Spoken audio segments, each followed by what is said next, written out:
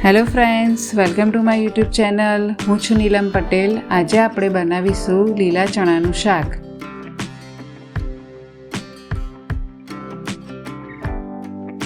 અહીં ચણા ફોલાઈ ગયા છે, જે આશરે 300 ગ્રામ જેટલા છે.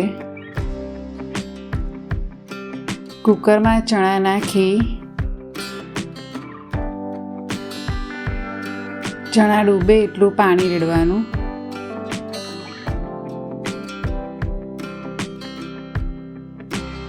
તેમાં અડધી ચમચી ખાંડ નાખવાની અને 1 ચમચી મીઠું નાખીને એને આપણે બાફવા મૂકી દઈશું.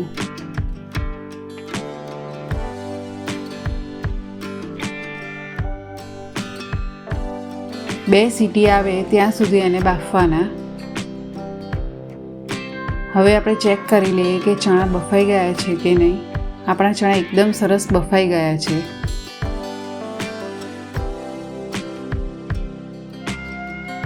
ગેસની ફ્લેમ ચાલુ કરી લઈએ.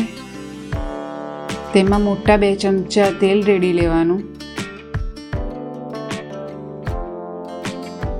તેમાં રાઈ નાખવાની.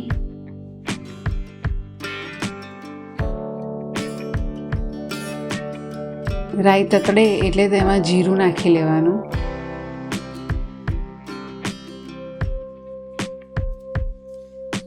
જીરું તતડે એટલે તેમાં હિંગ નાખી લેવાની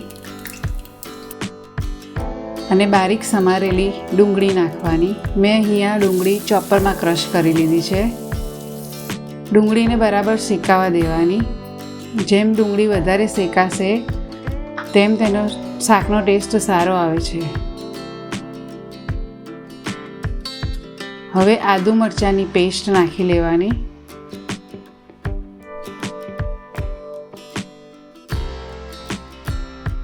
થોડીક વાર તેને શેકી દેવાની.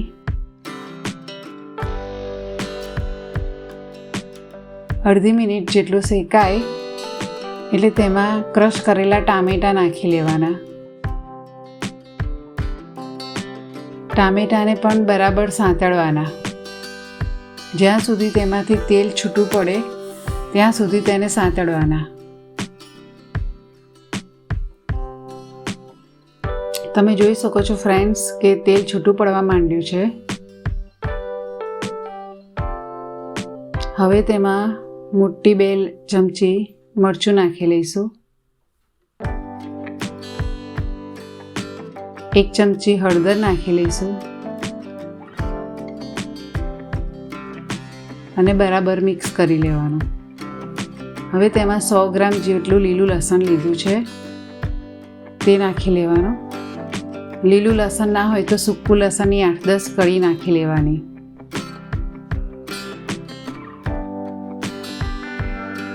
લસણને પણ થોડી વાર શેકાવા દેવાનું.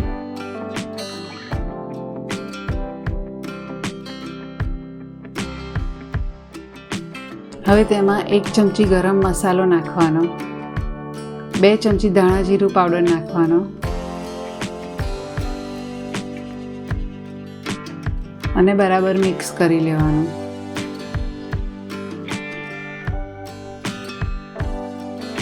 હવે આપણે જે ચણા બાફ્યા હતા તે તેમાં નાખી લઈશું. એ વાતનું ધ્યાન રાખવાનું કે ચણામાં આપણે મીઠું નાખેલું હતું એટલે આપણે મીઠું જોઈને નાખીશું.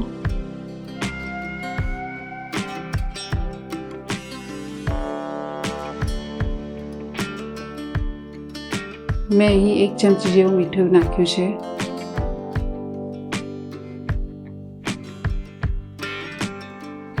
હવે તેમાં થોડું પાણી ઉમેરી દેવાનું.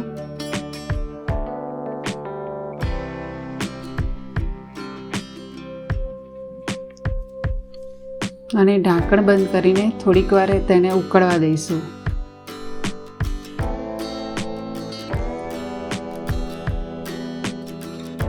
વચ્ચે એકવાર આપણે હલાવી લઈશું.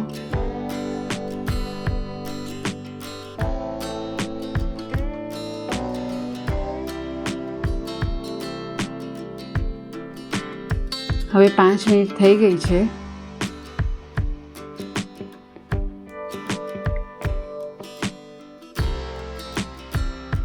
હવે તેમાં 1 ચમચી જેટલો ચણાનો લોટ પાણીમાં ઓગાળીને રેડી લેવાનો. તેનાથી તેનો રસો ઘાટો થાય છે. ફરી એકવાર ઢાંકીને 2-3 મિનિટ ઉકળવા દેવાનું.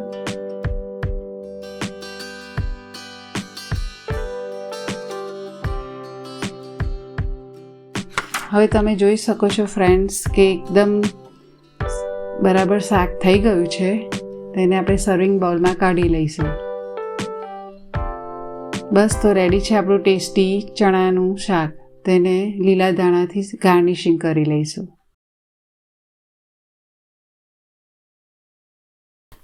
જો તમને મારો વિડીયો પસંદ આવ્યો હોય તો લાઈક કરજો, શેર કરજો અને આવી જ નવી રેસિપી માટે મારી ચેનલને સબસ્ક્રાઈબ કરજો.